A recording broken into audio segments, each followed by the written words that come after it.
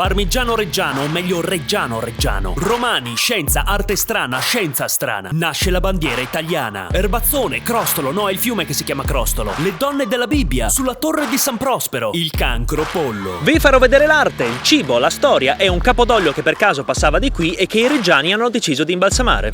Benvenuti a Reggio Emilia.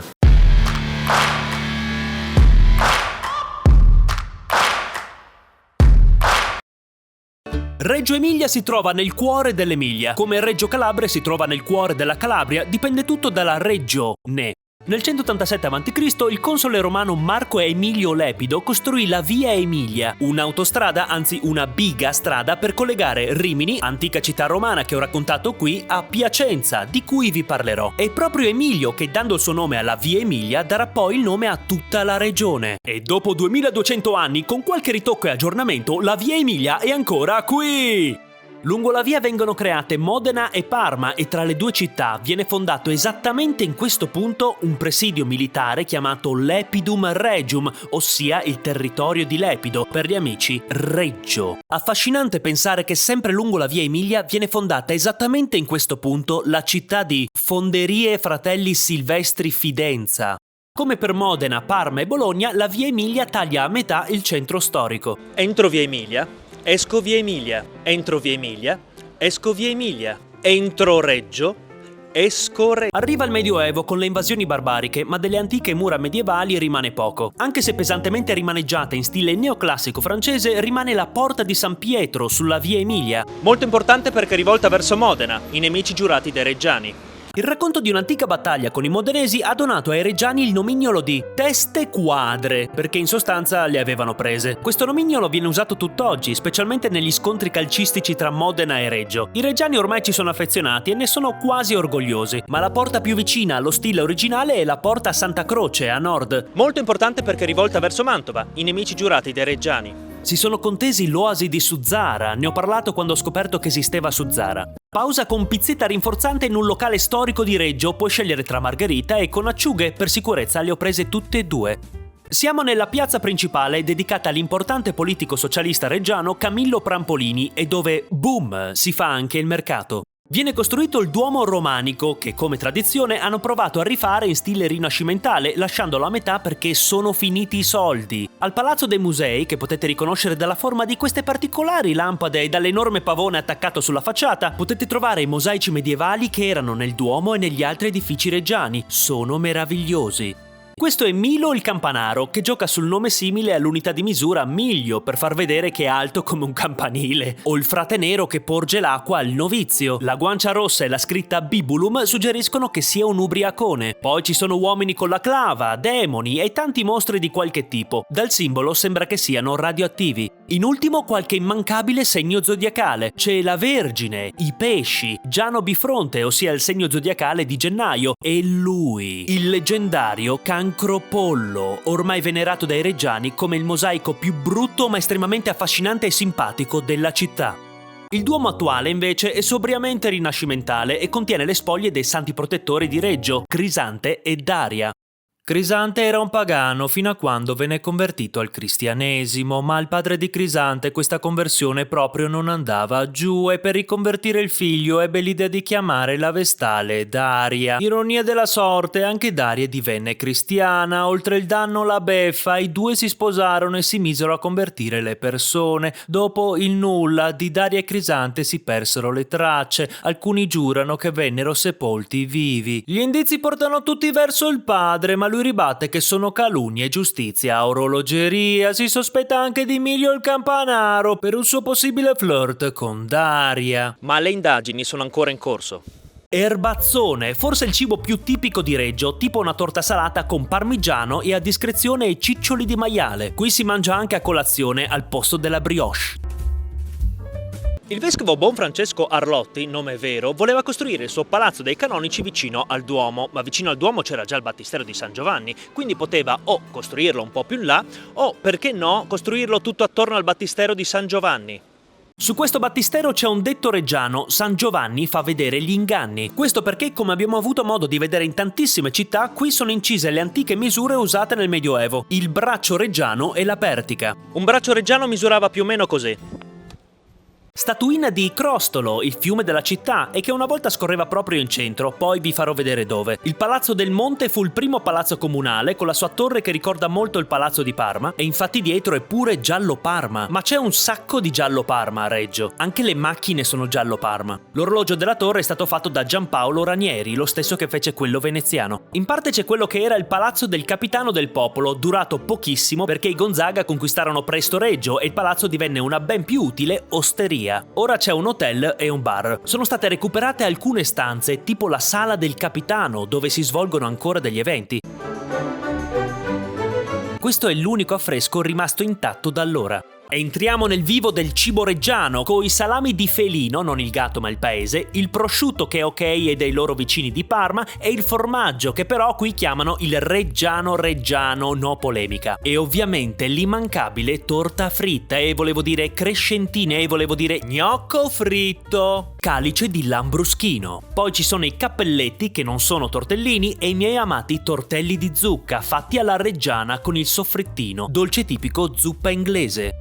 Reggio passa agli estensi ed entra nel ducato di Modena e Reggio. In questi anni, in una villa appena fuori il centro, Villa del Mauriziano, nasce Ludovico Ariosto, l'autore dell'Orlando Furioso, umanista rinascimentale, iniziatore della commedia antica. Me complimento! Con gli Este e il Rinascimento, Reggio prospera e infatti ecco la basilica di San Prospero. Si nota la prosperità dal numero di leoni stilofori davanti alla chiesa. Guardate quanti mici! Servivano come base per le colonne, ma ormai sono diventati leoni bambinofori. D'altronde questo dipinto dimostra che si sale sui leoni da sempre. Indovinate chi di loro ha appena comprato una barra per trazioni. San Prospero diventa il patrono di Reggio perché la salvò da Attila, nascondendola dentro ad una coltre di nebbia. A fianco alla chiesa c'è la torre che per sicurezza al momento non è aperta al pubblico, quindi ora ve la mostro io. La torre non nasce come campanile della chiesa, ma come torre civica donata dalla città. Infatti, se notate, non ci sono molti campanili ottagonali in Italia, sono solo 2. Si entra da metà altezza e poi il campanaro saliva questa ripida scala fino in cima. Scala che col cavolo che facciamo anche noi.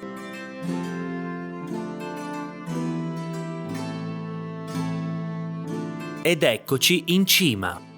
Ancora oggi, in ricorrenza delle festività più importanti, come il giorno di San Prospero, il campanaro suona le campane a mano. Il campanaro si siede qua, in questa seggiola, aiuto, mi sto per uccidere, e tira insomma le corde e non diventa sordo perché le campane sono fatte apposta per propagare il suono in lontananza, quindi è controintuitivo questo. Adesso vi darò una dimostrazione.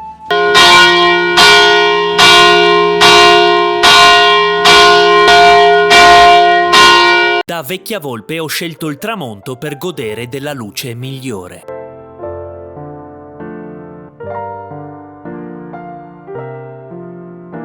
Quella con la bandiera è la Torre del Bordello. Era adibita ad archivio comunale, ma siccome era vicina al bordello della città e siccome la gente andava più al bordello che all'archivio comunale, tutti la chiamano ancora oggi Torre del Bordello. Leone di San Prospero con tortelli di zucca e guanciale. Dovevo prendere i tortelli alle erbe per farvi vedere un altro piatto, ma a me piace la zucca, quindi immaginate che, ecco, questi sono tortelli verdi. Vicino alla piazza di San Prospero, boom, si fa il mercato. Come potete intuire dai fanali e dalle 4 ruote, quelle alle mie spalle non sono barche, e questo perché il crostolo, che una volta passava esattamente qui, è stato interrato. Ecco perché questa strada viene anche chiamata Strada della Ghiara, ossia della ghiaia, in ricordo del letto del fiume. Lungo il corso della Ghiara ci si imbatte nella scultura del dio Giano. È lo stesso raffigurato nei mosaici e rappresenta Gennaio. Diversamente da Harvey Dent, Giano non ha 2 facce per colpa dell'acido, ma per indicare il passato e il futuro. Nel caso di Gennaio, la fine e l'inizio del nuovo anno, mentre nelle vie le entrate e le uscite. E poco più avanti si trova la chiesa Gioiellino di Reggio, il tempio della Beata Vergine della Ghiara. Sorta per via di un'immagine della Madonna che fece miracoli, si trova ancora il monumento che la ricorda. Curò una donna e un sordo muto facendogli crescere la lingua. Come la chiesa di Santa Maria della Steccata a Parma, insomma avete capito, Parma e Reggio sono inseparabili, best friend forever, non solo per il formaggio. Dentro è un tripudio di affreschi preziosi.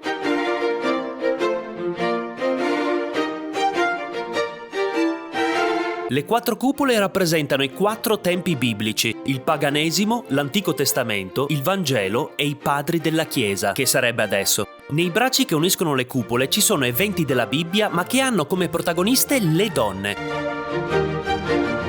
L'inclusività prima di Netflix. Qui troviamo la celebre Madonna della Ghiara, l'immagine miracolosa che troviamo riprodotta in varie zone della città. Dalla parte opposta c'è il Crocifisso di Guercino, una delle sue opere più importanti e ambiziose, commissionato dalla città, si vede lo stemma in alto. Pesce in rotonda. A Scandiano, in provincia di Reggio, nasce lo scienziato naturalista Lazzaro Spallanzani e al Museo Civico troviamo la sua collezione privata ancora negli armadi originali. Spallanzani, che avrete sentito per l'ospedale di Roma, è il padre della fecondazione artificiale e dimostrò inoltre che la vita non nasce da oggetti inanimati, come si pensava all'epoca. Tipo pensavano che le larve nascessero dalle carcasse. Un regalo di anniversario molto originale.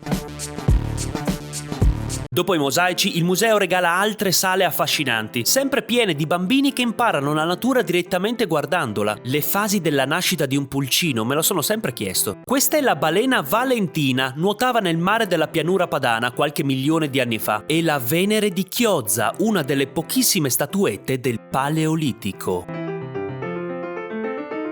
Con la conquista di Napoleone se ne vanno gli estensi e nacque la Repubblica Cispadana tra Reggio, Bologna, Ferrara e Modena. Uno spoiler dell'Italia. Nel palazzo del Municipio Nuovo il congresso della Repubblica Cispadana si radunò in una sala, ora chiamata Sala del Tricolore, perché nel 1797 venne adottato per la prima volta il tricolore italiano come bandiera nazionale della Repubblica Cispadana, che poi verrà adottato dall'Italia. Era orizzontale e con al centro una faretra con 4 frecce, le 4 città della Repubblica. Scelsero Reggio come città rappresentante perché ci sono stati i più vivaci moti rivoluzionari e antiducali e per la sua partecipazione alla battaglia di Montechiarugolo contro 150 austriaci, definita la prima battaglia risorgimentale. Il tricolore attuale venne proposto da Giuseppe Compagnoni. Le alternative erano turchino rosso e arancio, orribile, blu rosso e giallo, pessimo, e bianco rosso e nero, che vi dirò carina. Meno male che ha vinto il verde. Il verde è un colore fico. La sala e il museo sono liberi e gratuiti, fateci un salto. 60 anni e diverse battaglie dopo, Reggio entra nel Regno di Sardegna e poi in Italia. Con l'entrata in Italia, Reggio riprese a chiamarsi Reggio Emilia perché, ebbene sì, dal Medioevo fino ad ora avremmo dovuto chiamarla Reggio di Lombardia.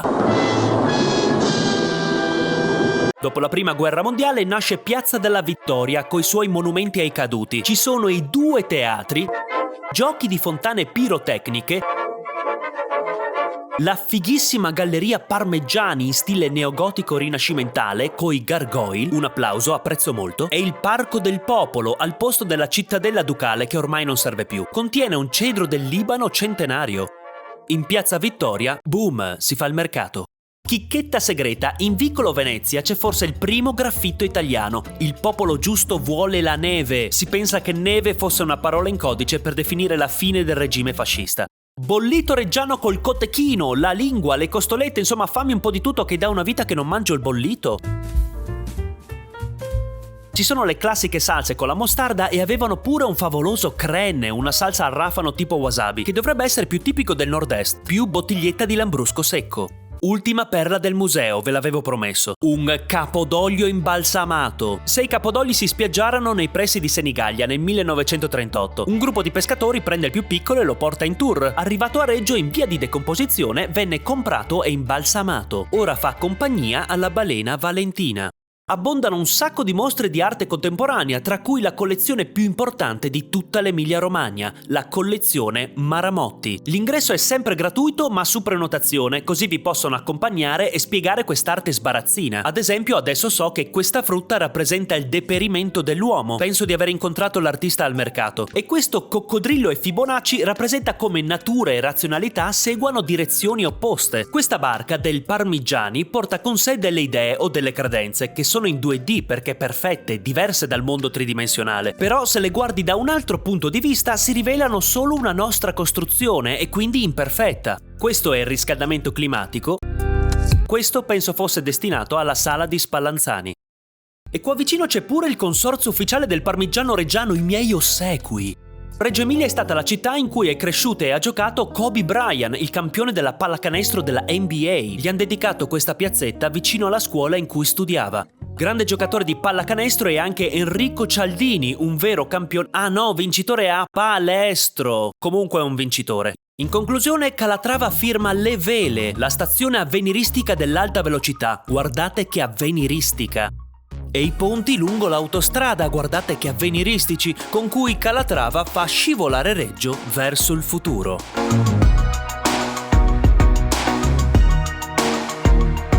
E questa era Reggio di Lombardia, o come la chiamano i giovani d'oggi, Reggio Emilia. Grazie per avermi seguito. Ora, come faccio ad uscire dal centro? Dov'è Giano? Ah, eccolo. Allora, com'era? Faccia giovane entrata e faccia vecchia uscita. Ma certo, è così ovvio, è così ovvio. Allora, quindi questo significa che se io vado da questa parte... Oh, ecco, perfetto, come immaginavo. Ciao a tutti ragazzi!